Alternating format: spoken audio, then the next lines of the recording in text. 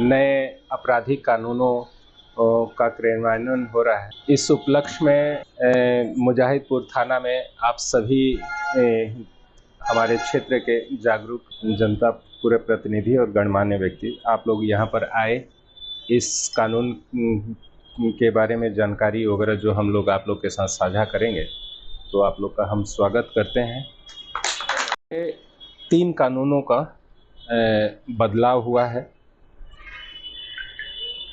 ये जो आज से ये लागू हो, इसका क्रियान्वयन सभी थानों में, पूरे भारतवर्ष के थानों में है।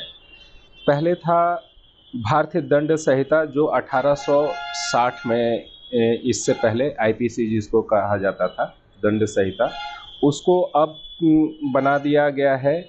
उसकी जगह भारतीय न्याय संहिता 2023 में, ये जो कानून बना 2023 में, इसका क्रियान्वयन अभी 24 में आज से क्या कहते हैं कि हो रहा है।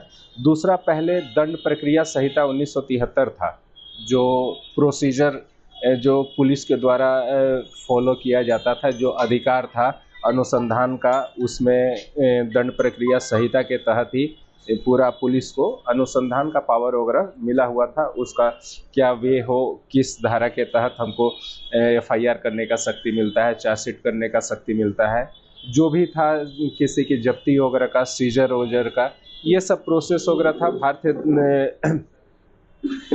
दंड प्रक्रिया संहिता के तहत। उसकी जगह हो गया है भारतीय नागरिक सुरक्षा संहिता 2023, और इनके साथ ही क्या कहते हैं, भारतीय साक्ष्य अधिनियम 1872 था, उसमें की जगह भारतीय साक्ष्य अधिनियम 2023 अब आ गया है। साक्ष्य अधिनियम जो हम किसी भी कोई केस होता है तो किसी अभियुक्त को सजा दिलाने के लिए जो हम साक्ष्य संग्रहित करते हैं, उसके लिए भी एक कानून है कि इसको अगर हम ये सीज करते हैं तो इसका प्रोसेस, मतलब इसका एविडेंसरी वैल्यू क्या है।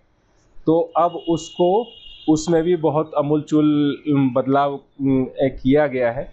सबसे बड़ा, ये कानून जो थे उस समय 100 साल पहले, लगभग 100 साल पहले बने थे। उस समय का तरीका कुछ उस समय क्या कहते हैं कि क्राइम का और उनसे बचने का तरीका दूसरी तरह का था। अब धीरे धीरे इतना बदलाव आया कि अब आप देखेंगे कि बहुत कुछ बदलाव डिजिटल हो गया है। अब डिजिटल क्या इतना महत्वपूर्ण हो गया है कि पुलिस के लिए जितना भी एविडेंस वगैरह, एक मोबाइल के थ्रू कितना एविडेंस कलेक्ट कर सकता है आदमी, हर एक जगह वीडियो फुटेज वगैरह लगा हुआ है। तो इस चीज़ को, डिजिटल को, इसमें बहुत महत्वपूर्ण बनाया गया है, बहुत ज़्यादा प्राधान्यता दी गई है। साक्षी बन रहे हैं, गवाह बन रहे हैं कि आज से देश में नया कानून लागू होगा। हमें बेसिक चीज़ समझना होगा। इंस्पेक्टर साहब विस्तार से बता रहे थे आईपीसी के बारे में, सीआरपीसी के बारे में और एविडेंस एक्ट के बारे में। आपको इन्होंने जो बताया उसका अगर साल आपको स्मरण होगा तो ये तीनों का जो साल है वह आज़ादी के पूर्व का है। अर्थात हम लोग परतंत्र थे, स्वतंत्र भारत नहीं था, हम लोग परतंत्र थे। और परतंत्र में ये सारा कानून, एविडेंस एक्ट, सीआरपीसी और आईपीसी तीनों बनाया गया था। उस कानून में बहुत सारे अच्छे चीज़ भी थे, बहुत सारे चीज़ प्रासंगिक थे, बहुत सारे न प्रासंगिक थे। अब देखिए कि इस कानून का जो उद्देश्य कितना पाक साफ और इसको पारदर्शी बनाया गया है। इस कानून का सबसे बड़ा भाग ये है कि इस पूरे कानून को, पूरे प्रक्रिया को, पूरे प्रोसीजर को बिल्कुल ट्रांसपेरेंट बनाया गया है कि आप जो कुछ भी करेंगे, चूँकि ये हम सभी जान रहे हैं कि हम लोग डिजिटल क्रांति में जी रहे हैं, डिजिटल सिस्टम पे जी रहे हैं। हर चीज़ कोर्ट में पहले डिजिटल सिस्टम का या फोटोग्राफी का कोई वहाँ एविडेंस एक्ट में मान्यता नहीं था। वो सपोर्टिंग एविडेंस माना जाता था लेकिन एविडेंस नहीं माना जाता था। तो इस प्रक्रिया के तहत, इस कानून के तहत, इस व्यवस्था के तहत उसको प्रॉपरली एविडेंस का दर्जा दे दिया गया। ये बहुत ही ऐतिहासिक क्षण है, ऐतिहासिक पल है।